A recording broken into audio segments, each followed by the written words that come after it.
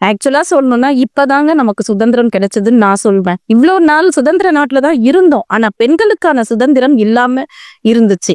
ஆனா இப்ப அதிரடியா இந்த தீர்ப்புனால ரொம்ப பெரிய சந்தோஷம். நான் ரொம்ப ஹாப்பியா ஃபீல் பண்றேன். இத யாருக்கு நன்றி சொல்றது அப்படிங்கிறது தாங்க எனக்கு பொறுத்த வரைக்கும் ஒரு கொஸ்டினா இருக்கு. முதல் நக்கீரன் தான் இதை வெளியே கொண்டு வந்தாங்க. அவங்களுக்கு நன்றி சொல்றதா, இல்ல துணிஞ்சு அந்த பெண்கள் வெளியில வந்து அவங்களுக்கு நடந்த அநீதிகளை சொல்லி இத வெளியே கொண்டு வந்தாங்களா, அவங்களுக்கு நன்றி சொல்றதா, இல்ல இப்ப தீர்ப்பு கொடுத்திருக்காங்கல்ல, ஜட்ஜ்மெண்ட் கொடுத்திருக்காங்கல்ல அந்த மேடம், அவங்களுக்கு நன்றி சொல்றதா அப்படின்றது எனக்கு குழப்பமா இருக்கு. எப்படி இருந்தாலும் ஆனா சந்தோஷமான விஷயம் இது நடந்திருக்குங்க. இவனுங்களை கூட பேரை சொல்ல கூட எனக்கு அருவருப்பா இருக்கு. ஆனா மனசுக்குள்ள அவ்வளோ குமுறிட்டு இருந்தேன். இவ்வளவு நாள் என்ன நடந்தாலும், என்னடா நாடு இது, எந்த நாட்டுல நம்ம வாழ்ந்துகிட்டு இருக்கோம், நம்ம ஏதாச்சும் நடந்தா கூட கேள்வி கேட்க கூட ஆள் இல்லாத ஒரு கட்டத்துல நம்ம வாழ்றோமேன்னு சில அநீதிகள் நடக்கும் போதெல்லாம் தோணுங்க. அதெல்லாம் தாண்டி மனிதநேயம் இருக்கு, என்னைக்காவது ஒரு நாள் நியாயம் வெல்லுங்கிறது இந்த விஷயம் உதாரணமா இருக்குங்க. உண்மையா சொல்லணும்னா இவனுங்கள மாதிரி ஒரு ஆளுங்களை இப்படி வந்து கரெக்ட் தாங்க. மரண தண்டனைன்றது நான் அடிக்கடி நினைப்பேன், மரண தண்டனை ஏன் கொடுக்க மாட்டேங்கிறாங்கன்னு. ஒருத்தனை ஈஸியா கொன்னுட்டா அவனுக்கு அந்த வலி தெரியாது. ஆனா இப்ப சாவாம் பாருங்க, தினம் தினம் எப்படிடா வாழ்றது, ஏன்டா வாழ்றோம் அப்படின்னு சொல்லி சாவாம் பாருங்க.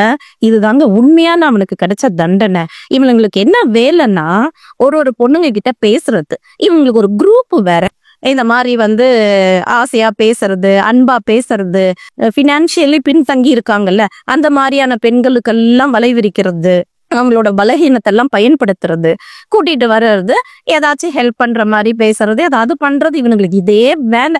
அப்புறம் அவங்கள கூட்டு போயிட்டு செக்ஷுவலா எல்லாத்தையும் பண்ணிடுறது. பண்ணதுக்கு அப்புறமா அதை வீடியோ எடுத்து வச்சுக்கிட்டு இவனுங்களுக்குள்ள அந்த குரூப்ல ஷேர் பண்ணி பார்த்து சந்தோஷப்படுறது, அண்ட் அதை ஷேரும் பண்ணி பல பேருக்கு அனுப்பியும் வைக்கிறது. இதே வேலையா வச்சிருந்தானுங்க. இதுல ஒரு முக்கியமான விஷயம் என்னன்னா, இதுக்குன்னே ஒரு வீட்டை வேற வச்சிருந்தானுங்க. பண்ணை வீடை வச்சுக்கிட்டு பல பெண்களை கூட்டிட்டு வர்றது இதே தொழிலா வச்சிருந்தானுங்க. ஆனா இந்த விஷயம் வெளில வந்ததுக்கு ரொம்ப சந்தோஷப்படுறேன். அண்ட் இதுல நெஞ்சை பதற வைக்கிற விஷயம் என்னன்னா, அந்த பொண்ணோட குரல், அழுக்குறல் எல்லாரையுமே ஒரு செகண்ட், அதாவது கல் மனசுக்காரங்களை கூட ஒரு செகண்ட் கரைய வச்சுதான் அந்த குரல். அண்ணா பில்டால அடிக்காதீங்கன்னா, நீங்க என்ன சொன்னாலும் கேக்குறண்ணான்னு சொல்லிச்சுங்க பாரு. அதை பாதம் பார்த்து கூட அந்த பசங்க விட்டு இருந்திருக்கலாம். இன்னைக்கு இப்படி ஒரு விஷயம் நடக்காம இருந்திருக்கும். இவனுங்க கிட்ட போய் நியாயம் தர்மம், உன் தங்கச்சியா இருந்தா நீ இப்படி பண்ணுவியா, உன் குடும்பத்துல இருந்து ஒரு பொண்ணுங்களுக்கு இப்படி பண்ணுவியான்னா கேட்கறதெல்லாம் வேஸ்ட், வேலைக்கே ஆகாது. ஏன் அப்படின்னா இவனுங்க அவங்க குடும்பத்தாளுங்களையும் இப்படிதான் பண்ணுவானுங்க. ஏன்னா அப்படிதான் அவனுங்களோட சர்க்கிள்ஸ் இருந்திருக்கு. வளர்த்தவங்களை நம்ம எதுவும் சொல்ல முடியாதுங்க. ஏன் அப்படின்னா எந்த தாயும் தகப்பனும் இவன் இப்படி ஆகணும், இவன் இப்படி போகணும்னு நினைக்க மாட்டாங்க. ஆனா இவனோட சர்க்கிள் இருக்கு பாத்தீங்களா, இவங்க உருவான விதமே அப்படிதான். இது காலதாமதமாக கிடைச்ச தீர்ப்பு தான், ஆனாலும் கடுமையான தீர்ப்பு இல்ல. அதனால நம்ம அதை வரவேற்க வேண்டிய விஷயம்தான்.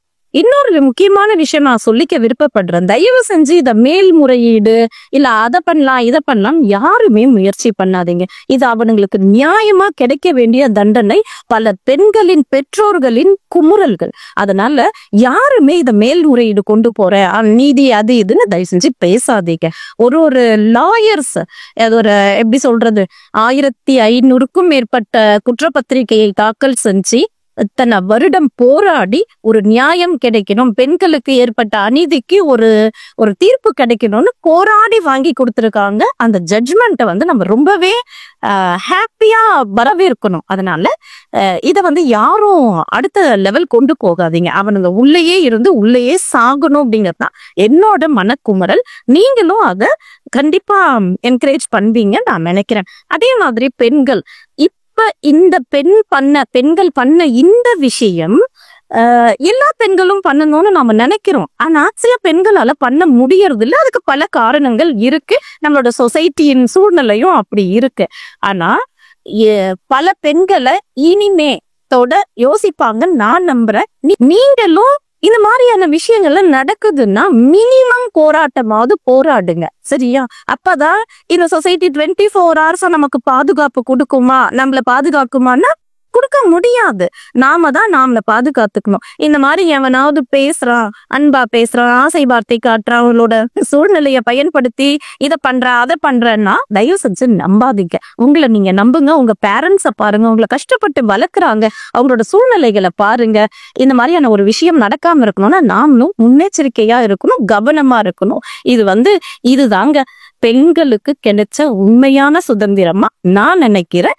இது இந்த குற்றவாளிகளுக்கு பார்த்து நான் கேக்குறேன், ஏண்டா நீங்க இப்படி ஒரு பொண்ணுங்களை கூட்டிட்டு அவனுங்களை மொத்தமா சேர்ந்து 8 பேர் 10 பேர் சேர்ந்து பாலியல் வன்கொடுமை பண்றீங்களே, அந்த பெண்களுக்கு எந்த அளவுக்கு மன ரீதியான வலி, உடல் ரீதியான வலி அந்த பெற்றோர்கள் பார்த்து பார்த்து வளர்த்திருப்பாங்க.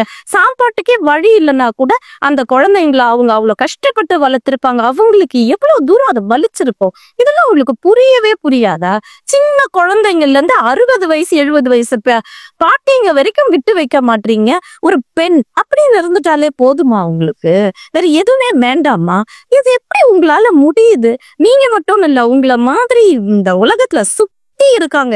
எங்களால எப்படி எங்களை பாதுகாத்துக்கிறதுனே தெரியல, எங்க பிள்ளைகளை எப்படி பாதுகாக்கிறதுன்னு தெரியல. ஒரு பக்கத்து வீட்டுக்காரங்க கிட்ட கூட அன்பா ஆசையா குழந்தை விளையாடட்டும் பேசட்டும்னு நினைக்க முடியறது இல்ல. ஒரு சொந்தக்காரங்க வீட்டுக்கு போக முடியறது இல்ல. ஒரு ஃப்ரெண்ட்ஸ் கிட்ட போய் ஃப்ரீயா இருக்க முடியல. எங்களுக்கு பயமாவே இருக்கு. இந்த நாட்டுல எப்படி நான் வாழ்றதுங்கிற ஒரு பயத்தை எப்பவுமே கொடுத்துக்கிட்டு இருக்கீங்க.